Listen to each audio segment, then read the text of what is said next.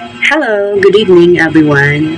Welcome to Inday Jenny TV, ang channel na walang antena. Puro kagaguhan ang palabas. Guys, mayong gabi sa inyong tanan. Kumusta mo diha?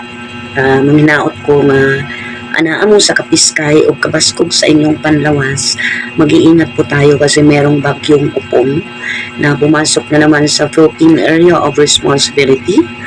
So, nasa Pinas na siya, and that's confirmed na bagyo na siya na upong. So, para sa mga taga Luzon, Visayas at Mindanao. Ang Visayas Center, ano pa din siya, parang maano kami dito sa Baguio. Pero so far, everything is good pa naman. And mag-update lang tayo kasi si Christopher Mina tayo ngayon from time to time. Anyway, mag-update lang po muna tayo sa ating palaro or pa-contest. Uulitin ko na naman. Wala pa po tayong nagpapasa ng entries or even entry. Even isa.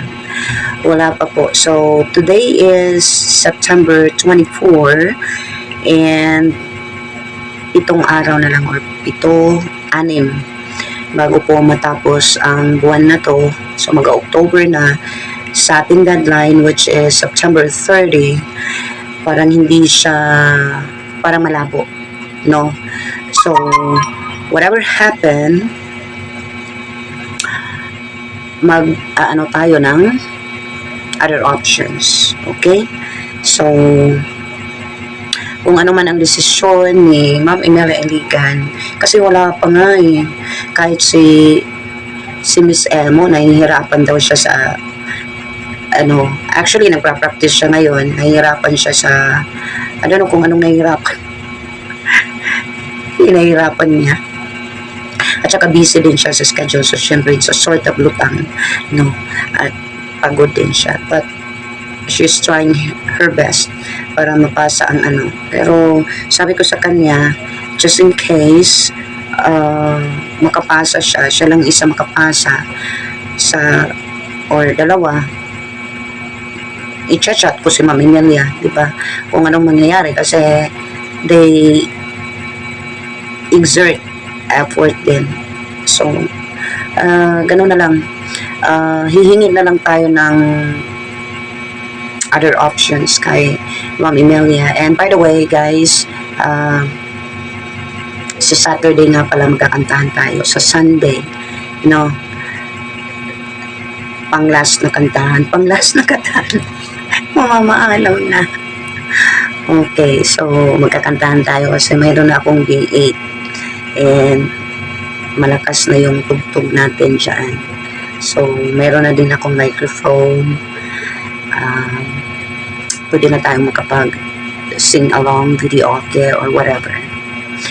So, yun lang mga kabons update natin sa ating pa-contest. So far, wala pa pong nagpapasa. At saka malabong-malabo na kasi 6 na araw na lang talaga. At as per sa mga comments dyan sa ating mga uploads, mahirap daw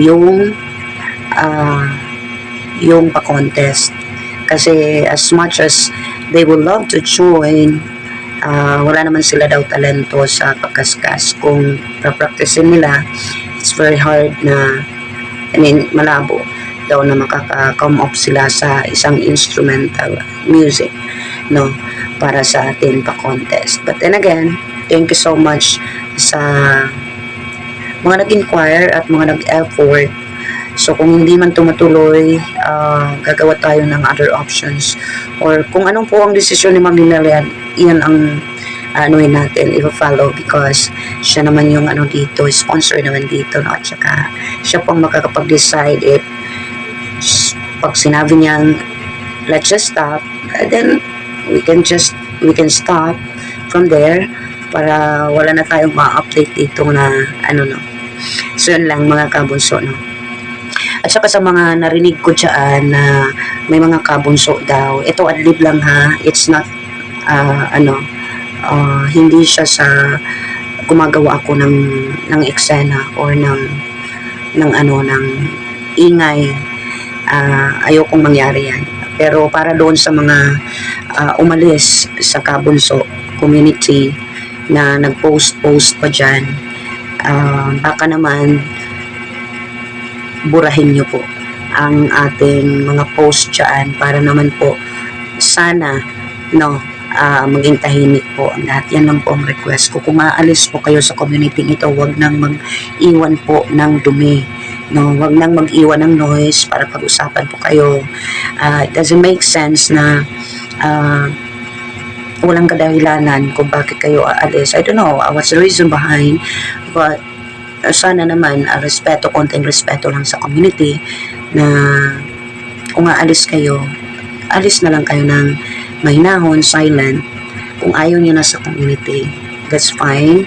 Kasi sabi nga ni Bunso, kahit 10 lang ang matira sa kanya, basta solidong-solido, ayun po yung yung mamahalin niya, no? So, aanin niya itong mga nakasuporta sa kanya na may dalawang mukha naman at hindi naman talaga solido ang suporta sa kanya. So, mas pananatilihin niya yung 10 na natitira na solidong-solido at walang kuskus balungos, no? Walang kaarte-arte, walang kaetsyusan na dyan. So, yun lang ang request ko, sana burahin mo ang pinost mo na yan para po wala pong ma-brainwash or wala pong na iba pang mga tao, no? Na ibang mga kabos. Pero yung pag-encourage mo sa ibang kabunso na we're gonna do this, gumawa ako ng ganito, hindi para sumuporta sa taong iyan, it's a big no-no talaga for me. And umano talaga ang kilay ko dahil sa ganyan. But then again, decision mo yan at saka sa'yo yan, di ta makabuot sa imong gustong mahitabo, no? Pero nga ko alang unta na gamay ra jud unta nga respeto, no? Dili na lang ta mag-post o bate o dili na lang nato ipasangyaw, hindi na lang natin ipaalam sa iba pang mga kabunso na ganito po ang mangyayari. Okay? Yan lang po ang request ko sa buong buhay ko. And then, kung hindi pa po kayo nakakapag-unsubscribe sa aking YouTube channel, i-unsubscribe nyo na, i-report nyo na, at saka i-dislike nyo na ang lahat ng mga videos ito. Maraming salamat po sa inyong pakikinig. This is Sorinday. Mabuhay kayo. God bless.